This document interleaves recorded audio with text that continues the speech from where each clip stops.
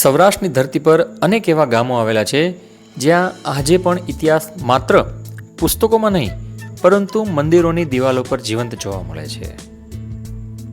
અમરેલી જિલ્લો પણ આવા જ ઐતિહાસિક અને સાંસ્કૃતિક વારસાથી સમૃદ્ધ છે અને આજે આપણે આવી જ એક અદ્ભુત જગ્યાની મુલાકાતે જઈ રહ્યા છીએ. અમરેલી જિલ્લાના લાઠી તાલુકામાં આવેલું આ ગામ અને જે લાઠીથી માત્ર 17 કિલોમીટરના અંતરે આવેલું છે અને આ ગામ એટલે કે પાડરસિંગા.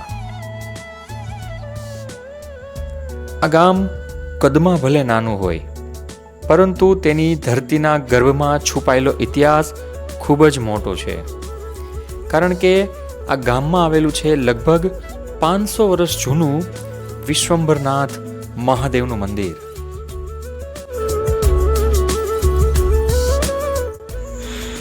આ મંદિર ગામમાં જ્યારે તમે પ્રવેશ કરો ત્યારે જમણી બાજુએ આવે છે. આ મંદિર ખૂબ શાંત અને રમણીય વાતાવરણની અંદર આવેલું છે. તમે જ્યારે મંદિરની અંદર પ્રવેશ કરશો ત્યારે આ જગ્યા તમને એક અદ્ભુત શાંતિનો અનુભવ કરાવશે. આ મંદિરની સ્થાપના આજથી લગભગ 500 વર્ષ પહેલાં થઈ હોવાનું માનવામાં આવે છે, પરંતુ આ મંદિરને માત્ર તેની પ્રાચીનતા માટે જ મહત્વપૂર્ણ કહી શકાય નહીં. આ મંદિરની સૌથી મોટી વિશેષતા છે તેની દિવાલો ઉપર દોરવામાં આવેલા અદ્ભુત ચિત્રો. મંદિરની અંદર અને બહાર બંને દિવાલો ઉપર સરસ મજાના ચિત્રો દોરવામાં આવ્યા છે, પરંતુ આ ચિત્રો કોણે બનાવ્યા છે એની કોઈ પણ ચોક્કસ પ્રકારની માહિતી નથી. પણ આ મંદિરનો જેમણે જીર્ણોદ્ધાર કરાવ્યો છે એમની તકતી અહીંયા ચોક્કસ તમને જોવા મળશે. હું અત્યારે છું અમરેલી જિલ્લામાં આવેલો આપણો જે લાઠી તાલુકો છે એનેથી 17 કિલોમીટર દૂર આ પાડરસિંગા ગામ આવેલું છે.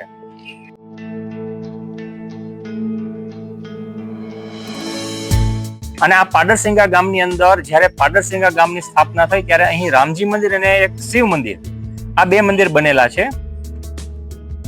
આ જે શિવ મંદિર છે એની ઉપર એટલે કે એની ચારે દિવાલ ઉપર સરસ મજાના પેન્ટિંગ બનાવવામાં આવે છે.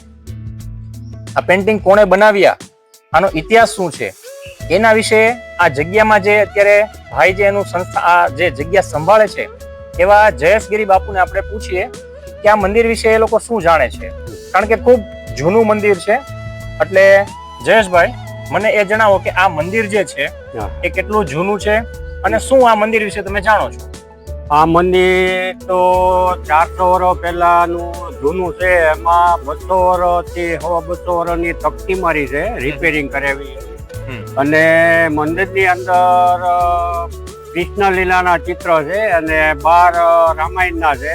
અને બહુ અતિ પ્રાચીન મંદિર છે આ. અને આ પુરાતત્વ ખાતાના હસ્તક મંદિર હોવાથી હમણાં 2 વર્ષ પહેલા પછી એ લોકોએ રિનોવેશન કરાવ્યું છે. બાકી બહુ સરસ ચિત્ર છે. મંદિરની અંદર કૃષ્ણ લીલાના ચિત્રો અને કૃષ્ણ જીવન સાથે જોડાયેલા પ્રસંગો છે.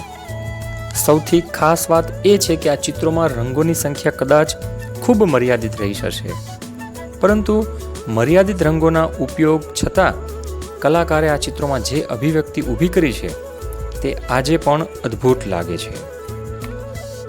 બહારના ભાગમાં છે રામાયણના, હા એ રામાયણ છે. અંદર જે છે એ કૃષ્ણ લીલાના પ્રસંગો છે. આમાં મહાભારત અને રામાયણના પ્રસંગો છે આપણે કહી શકીએ.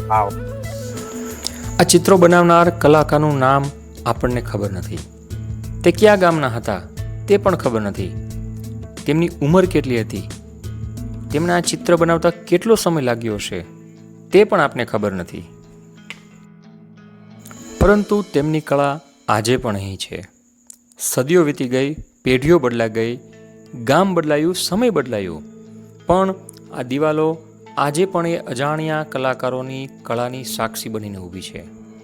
કદાચ આજ તો સાચી કળાની તાકાત છે. કલાકારનું નામ ભૂલાઈ જાય છે પરંતુ તેની કળા ઇતિહાસ બની જાય છે.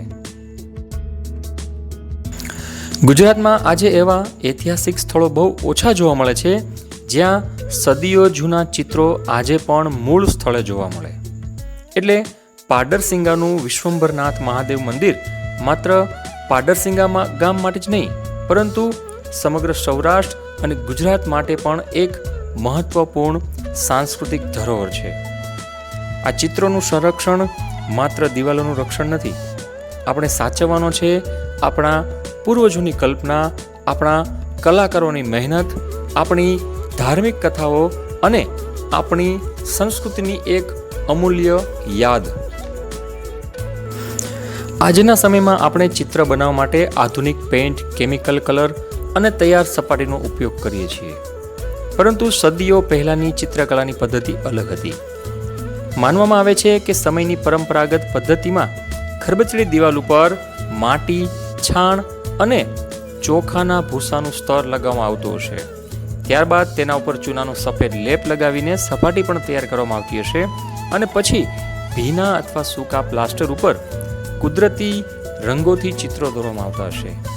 એટલે આ ચિત્રો માત્ર ધાર્મિક કથાઓનું ચિત્ર નથી, પરંતુ તેમાં આપણને સદીઓ જૂની સ્થાનિક કલા, રંગકળા અને બાંધકામની પરંપરા પણ જોવા મળે છે. મંદિરની બહારની દિવાલો ઉપર દોરવામાં આવેલા રામાયણના પ્રસંગો આપણને જાણે એક ચિત્રકથા સંભળાવે છે. શ્રી રામ, સીતા માતા, લક્ષ્મણ, હનુમાનજી અને રામાયણ સાથે જોડાયેલા અનેક પ્રસંગો અહીં આલેખવામાં આવ્યા છે. પરંતુ હાલમાં આ ચિત્રો ખૂબ નુકસાન પામેલા છે. મંદિરને સરકારશ્રી દ્વારા 5 વર્ષ પહેલાં રિનોવેટ પણ કરવામાં આવ્યું હતું. પરંતુ ખરેખર આની જે જરૂરિયાત છે મિત્રો, એ ચિત્રોને સાચવવા માટેની મને લાગે છે. કારણ કે અત્યારે તમે જુઓ છો કે ચિત્રોના કલર અને ચિત્રોની દશા જે છે એ ખૂબ નબળી પડી ગઈ છે. કલર ઉડી ગયા છે અને જો આને વૈજ્ઞાનિક પદ્ધતિથી સાચવવામાં આવે તો મને લાગે છે કે આનું સાચું સંરક્ષણ કર્યું કહેવાશે. બહાર જે રામાયણના ચિત્રો છે એ ખૂબ જર્જરિત હાલતમાં થઈ ગયા છે. અંદર તો હજી કદાચ થોડા ઘણા પણ સારા છે, પરંતુ બહારના ચિત્રો જે છે એ ખૂબ નુકસાન પામી ચૂક્યા છે. સમય, વરસાદ, ભેજ, ગરમી અને વાતાવરણની અસરના કારણે તેમના રંગો ખૂબ જ ફીકા પડી ગયા એવું લાગે છે. કેટલાક સ્થળોએ ચિત્રોનો ભાગ નુકસાન પામ્યો છે અને જો સમયસર યોગ્ય વૈજ્ઞાનિક રીતે આને સંરક્ષિત કરવામાં નહીં આવે તો કદાચ આવનારી પેઢી આ અદ્ભુત ચિત્રોને જોઈ પણ નહીં શકે. આ ચિત્રોને જોતા એક વધુ મહત્વની વાત સામે આવે છે કે આટલા વર્ષો પહેલા કલાકારોએ પોતાની કલ્પના શક્તિને અહીં કઈ રીતે ભીતો ઉપર ઢાળી હશે. આ પણ એક વિચારવા જેવું છે. મંદિર જે છે મિત્રો, આ જે મંદિર તમને દેખાય છે એ સામાન્ય રીતે આપણે શિવલિંગની ઉપર એક ઘુમટ હોય છે, પણ અહીં એવું નથી. પાડરસિંગાનું વિશ્વંભરનાથ મહાદેવનું મંદિર એક ઇતિહાસ છે, એક અજાણ્યા કલાકારની અમર કળા અને આપણી સદીઓ જૂની સાંસ્કૃતિક ઓળખ પણ છે. આજે જરૂર છે માત્ર એક વાતની કે આપણે આ વારસાને જોવો જ નહીં, પરંતુ તેને સાચવવાનો સંકલ્પ પણ કરવો જોઈએ. કારણ કે જે વારસો આપણે આજે સાચવીશું એ જ વારસો આવતી પેઢીને ઓળખ આપશે. હર હર મહાદેવ.